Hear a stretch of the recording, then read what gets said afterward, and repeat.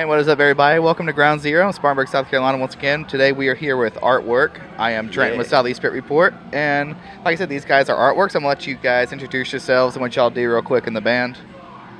I'm Jarvis. I play bass. Aaron, I play the drums. I am Patrick. I play guitar. I'm Sky and I sing. All right, rad. So how you guys doing on this pretty cold night in the South? Unusually cold Fuck night. the cold. Yeah, we just came from Florida, so it's actually like we're freezing our dicks off for sure. Yeah. Are you guys prepared for this? Well, we're from Utah, so Okay, yeah, kind of.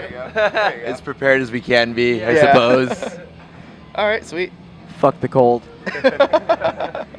All right, sweet. So you guys are called Artwork, and I'm pretty interested in to know how you guys came up with that name real quick. Did it have to do anything with the Used album with the same name, or how did that come about? We didn't rip off the Used. I mean, I love the Used, but it's more the meaning behind it is, you know, we've been in a band together for, well, not under Artwork, but we've been jamming together since I was 12, you know, for a very long time. So, I mean, some people loved us, some people hate us. Utah scene's kind of, you know, black or white area. It's like either really hardcore or really punk rock or indie, and we never really got shows where, you know, we had a perfect lineup or a lot of people liked us or a lot of people hated us. So it's our artwork at the end of the day, and love it or hate it, you know, we love it at the end of the day because it's real to us. So Sweet. yeah.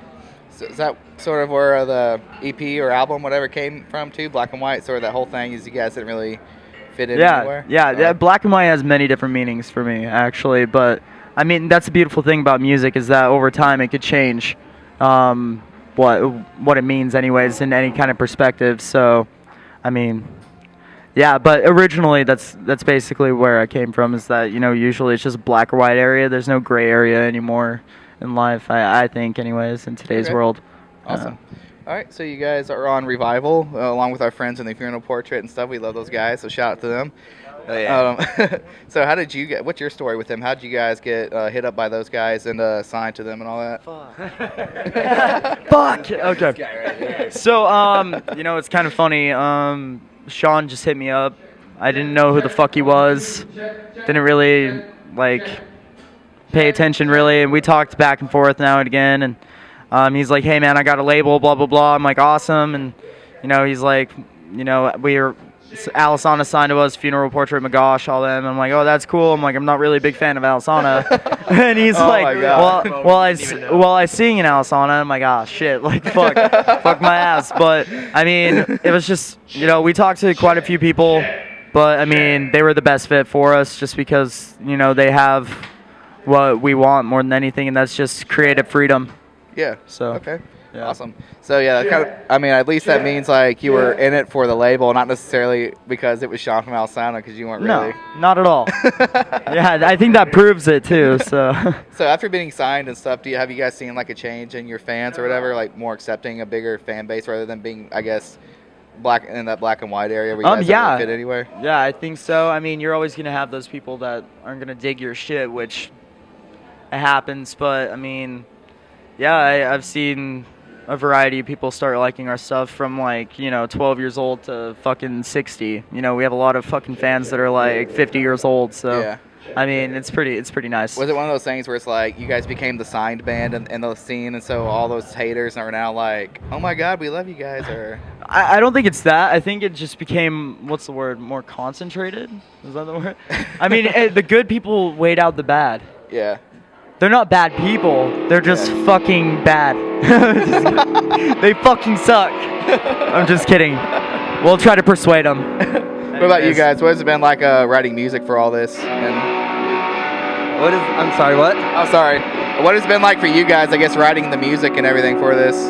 Being a part behind, like, you know, putting this sound together. Like, what are some influences you guys have had on this band? I would say our main influences are probably like Tool and the Used. Despite not ripping the Used, right? Despite not ripping the Used, right? Yeah. What about you? What are some influences that you have contributed to this band? Well, I think we're all definitely big fans of the Used. The Used. Again, not ripped off the Used. Utah 801, motherfucker. No, I like a lot of heavier music too. So a lot Under Oath. Under Oath sucks. I'm just kidding. Fuck you. Just kidding. August Burns Red. Just good old fashioned metal. I got you. What about you? What about you musically? Man, I'm a big hardcore fan, honestly. Like, I like melodic hardcore, a lot of Counterparts, a lot of like For the Fallen Dreams, stuff like that. I don't know. I like a lot of different stuff. I like anywhere from that to like acoustic music, soft stuff. Like I don't know. I'm all over the place, really. All right. And what about you? Musically, where do you draw from? Tool. Deftones. Korn. There you go. The Used. Michael fucking Jackson. I shouldn't know. Come on. Michael Jackson all day, son. All right, so what are you guys trying to do? Like, what is the next goal you guys are trying to hit? Like, whether it be next year or whatever. Like, you guys are signed. You guys put out a EP and stuff like that. So, like, what's the next level for your band? Album. An album? Tour. Okay. Our goal, our one and only goal is to fuck shit up. Fuck shit up, throw temper tantrums, break shit, and just sex, drugs, rock and roll. Especially sex and the drugs and the rock and roll. In that order. Well, and also the alcohol, but that's a drug too. So lots of drugs. Lots of them. Give these guys your drugs, or him, I guess, or. They're drug free. I don't do drugs. Drugs do me. That's my saying. All right, so, I'm just kidding. all right, so it's the holiday season now. So what are some unique or funny traditions you guys have with your families? I'll come back to that. Can I come back to it? I would say that's a tough one. Nothing really too out of the usual, I guess. Pretty standard procedure for the family, Go to the grandparents' house and get drunk and have a good time. All right. What about you guys? What do you guys do for the holidays with your families, or? Yeah, mine honestly is nothing too out of the ordinary either. Like just a lot of baking, a lot of hanging out, spending time together. Like nothing real. Like it's boring, man. Not boring, but you know what I Pretty mean. Like, basic. basic, Pretty basic. Like, but I like it. It's cool. Okay. Good time to spend with family. All right. Mine's not really a family tradition, but whenever I go to family's houses, I try to, sneak away with their stockings and masturbate in them as fast as I can, so they have an extra gift from Santa. Oh my God. That's pretty intense right Just there. spreading the love. To everybody.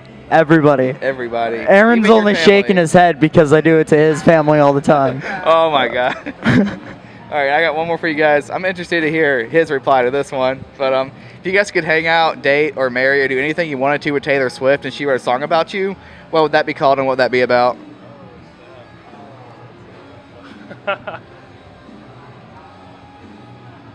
Once you go black, you never go back. There you go. I don't know. That's a tough one. Mine would be called He Stayed, because once I got her, I wouldn't leave her. So that'd be mine right there. Yeah. There you go. Yeah. I skipped that one. All right. This is a tough one. This is a really hard one, actually. You go first. I'm ready for it. The song that she would write would be, "He ate my ass like Kentucky Fried Chicken."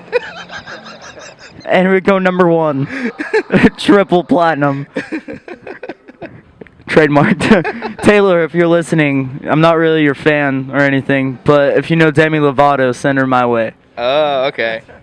Yeah. So it could also be like he preferred Demi, or something like that. Yeah. Oh, yeah. She used to be a metalhead apparently. So yeah. Wow. Yeah. All right. She's hot as fuck. All right. Is there any last words you guys have before we wrap it up? Do we have any famous last words? I love you guys. Is that? Fuck. Okay. What would you tell our fans? They're watching you right now. They've been watching me? I'm just kidding. This is live. I'm just kidding. Oh, good. 2017. It's gonna be fucking balls deep. We're gonna fuck shit up. and you might not have heard of us yet, but your kids are gonna love us. Boom. All right, I'm Trent with Southeast Pit Report, and this is Artwork. Thanks for watching, guys.